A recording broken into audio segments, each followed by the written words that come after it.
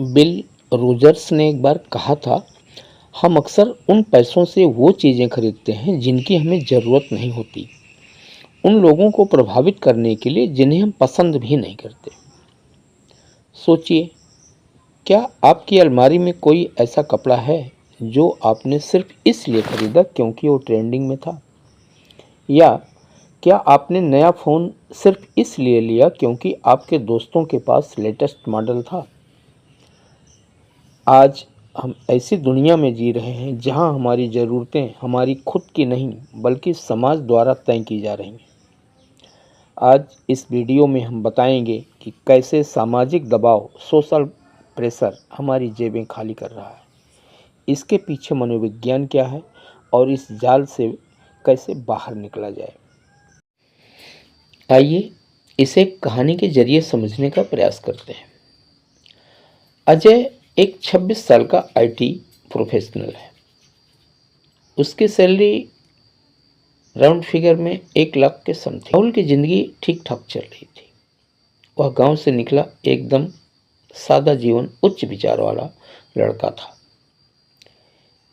इसी साल के आखिर में उसकी शादी होने वाली है।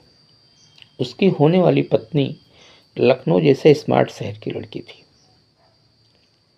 वह अपने इंस्टाग्राम अकाउंट पर परफेक्ट लाइफ वाले पोस्ट डाला करती थी। वैसे तो अजय सोशल मीडिया पर बहुत कम एक्टिव था, लेकिन होने वाली पत्नी की पोस्ट देखने के लिए उसने इंस्टाग्राम पर अपनी भी आईडी बना ली और धीरे धीरे अब वह घंटों तक परफेक्ट लाइव पोस्ट देखने लगा। इसी के साथ साथ वह अपने दोस्तों की पोस्ट भी देखने लगा था। किसी दोस्त ने नई लग्जरी बाइक खरीदी तो पोस्ट डाल दिया, किसी की महंगे कैफ़े की पोस्ट, किसी की लेटेस्ट आईफोन से मिरर सेल्फी की पोस्ट। अजय को लगने लगा कि वह स्मार्टनेस की दौड़ में पीछे छूट रहा है। इसे साइकोलॉजी में FOMO, fear of missing out, यानी पीछे छूट जाने का डर कहते हैं। अजय ने अपनी बचत देखने के बजाय नो कास्ट ईएमआई पर 1 लाख रुपये का नया फ़ोन खरीद लिया और वीकेंड पर महंगे क्लब्स में भी जाना शुरू कर दिया।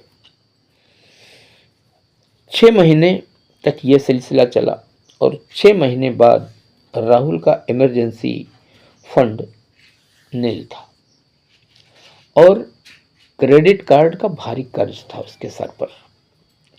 सबसे बड़ी बात, जिन लोगों को इम्प्रेस करने के लिए उसने ये सब किया, उन्हें कोई फर्क नहीं पड़ा। यह सिर्फ अजय की कहानी नहीं, यह भारत के हर दूसरे युवा की कहानी बन चुकी है। अगर आपको लगता है कि यह सिर्फ आपकी या अजय की गलती है, तो इन आंकड़ों को देखिए।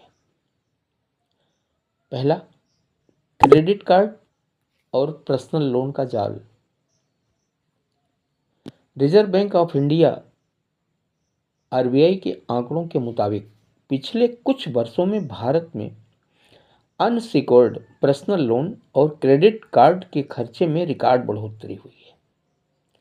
लोग अपनी कमाई से ज़्यादा खर्च करने के लिए लोन ले रहे हैं। दूसरा, सोशल मीडिया का प्रभाव। रिसर्च से पता चला है कि जो लोग प्रतिदिन 2 घंटे से अधिक सोशल मीडिया पर बिताते हैं, उनमें इम्पल्स बाइंग, यानी बिना सोचे समझे खरीदारी करना की संभावना 70% तक बढ़ जाती है। तीसरा, keeping up with the Joneses. America से शुरू हुआ ये शब्द अब पूरी दुनिया में लागू होता है। इसका अर्थ है अपने पड़ोसियों या दोस्तों के जीवन स्तर की होड़ में अनावश्यक खर्च करना। इसे लाइफस्टाइल क्रीप भी कहा जाता है। जैसे जैसे हमारी इनकम बढ़ती है, हमारे शौक नहीं बदलते, बल्कि हमारे दिखावे का स्तर बढ़ता जाता है। मार्केटर्स और सोसाइटी का खेल। यह एक ऐसा जाल है जिसमें हम न चाहते हुए भी फंस जाते हैं। इसके पीछे दो कारण हैं। नंबर एक, दिमाग का डोपामाइन। जब आप कोई नई चीज खरीदते हैं और लोग उसकी तारीफ करते हैं तो आपके दिमाग में डोपामाइन नामक केमिकल रिलीज होता है। यह तुरंत आपको खुशी देता है, लेकिन यह खुशी ज़्यादा देर नहीं टिकती। जैसे ही डोपामाइन का असर कम होता है, आप नई चीज खरीदने के लिए उतावले हो उठते हैं। दूसरा, कंपनियों की चालाक मार्केटिंग। बड़ी बड़ी कंपनियां आपको सिर्फ सामान नहीं बेचती, वे आपको स्टेटस बेचती हैं। वे आपको यह नहीं कहती कि ये फ़ोन बात करने के लिए है, वे कहती हैं कि यह आपके अमीर होने की पहचान है। वे आपको कपड़े नहीं बेचती, वे आपको ट्रेंडी और कूल दिखने का सपना बेचती हैं। और जब सामाजिक दबाव और यह आक्रामक मार्केटिंग एक साथ मिलते हैं तो हमारी समझदारी काम करना बंद कर देती है। अगर आप इस जाल को तोड़ना चाहते हैं तो इस जाल को तोड़ने के लिए ये 4 व्यवहारिक नियम अपनाएं। पहला नियम, 30 दिन का नियम। जब भी आपका कोई महंगा और गैर जरूरी सामान खरीदने का मन करे तो तुरंत मत खरीदिए। 30 दिन का समय लीजिए। अगर 30 दिन बाद भी आपको उसकी उतनी ही जरूरत महसूस हो तो विचार करिए।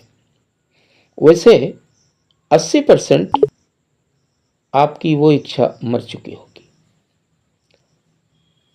दूसरा नियम, कास्ट पर यूज का गणित समझें। सामान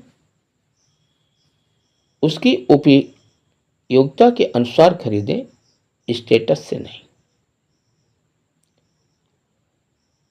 तीसरा नियम, सोशल मीडिया डिटॉक्स। उन अकाउंट्स को अनफॉलो करें जो सिर्फ चीजें खरीदने और उपभोगवादी जीवन शैली अपनाने के लिए उकसाते हैं। नंबर 4, सच्ची संपत्ति और दिखावे का अंतर पहचानें।